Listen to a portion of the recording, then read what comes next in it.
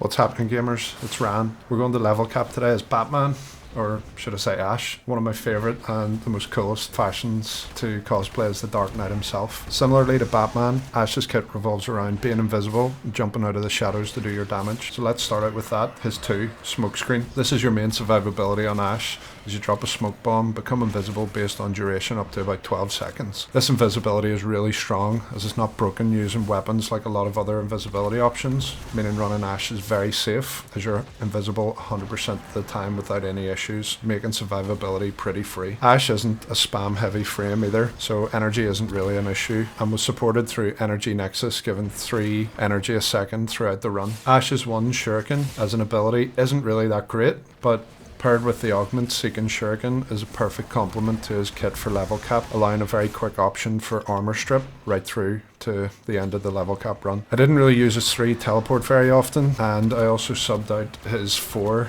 due to it not being great to use despite the various changes it's received. I went for the basic and super interesting option of Roar over his 4. As many of you will know who have watched my videos for a while, I try to stay clear of Roar as it leaves your Warframe vulnerable when an operator. However, paired with Smokescreen, this is a non-issue and it gives extra damage for the weapons, leaning into what Ash does best in my opinion, namely being a weapons platform. I used Molt Augmented and Arcane Crepuscular as the arcanes, being the obvious choices here, increasing strength with Augmented and increasing strength and giving 3 times final critical damage boost while invisible with Crepuscular, both synergizing nicely with his gameplay loop and helping boost the one for the full strip. I'd actually only geared out Ash like a week or so ago for the first time, playing him outside of MR. I did that for the Guilty Glyph, and for that run I had just 2 normal cast speed shards on him. I forgot to change the shards for the level cap run, but honestly they aren't really needed at all. I would recommend at least 2 Falcor velocity shards personally after playing him, but you can run cast speed or duration or anything really that you'd like. Overall there isn't a strict need for any of them. Ash is a pretty cheap frame to build, as well as his kit being pretty flexible overall. For the weapons, I wanted to try out the new Tenet Quanta, which worked pretty well for killing thrax right through to level cap on the beam primary fire. However, I would have liked the alt fire to be a bit better for trash clear if I was going to use it for a more regular use case weapon for level cap. For trash I was using the Falcor, which most Cascade players will know is one of the best in slot for this role, paired with melee influence. I used it as well for acolytes and it made short work of them too, right the way through to cap. As is pretty common for me and a lot of other Cascaders, I ran the epitaph on the secondary just for some additional viral priming and the CC it provides quickly in groups. For the pet I ran Panzer, which also helps viral priming, as well as the claw setup being magnetic and radiation, just to help a little bit with thrax overguard and some additional CC. But again, due to being invisible all the time on Ash, you can run any combination of weapons and pets you enjoy. So is pretty safe right the way through to level cap. Overall, Ash is really comfortable and very safe Warframe to play. He would be a great option for anyone looking to get into level cap runs for the first time, whether that's in a group or as a solo. He has a lot of flexibility in weapon choices as well, which again would be helpful for those with not many items built out in their arsenals just yet. So that's another one in the books on the quest to hit level cap solo with all the frames. Next up will potentially be the anime sea goddess Shirelli, based on a few requests for that one. If you have any requests for the next frame you want to see that I haven't done yet, feel free to let me know down in the comments, as well as any questions you have, and I'll do my best to get back to them all. If you've listened to the yap this long, don't forget to give us a wee like and subscribe, and share the video with your friends to help me beat the algorithm overlords. And until next time lads, take it easy.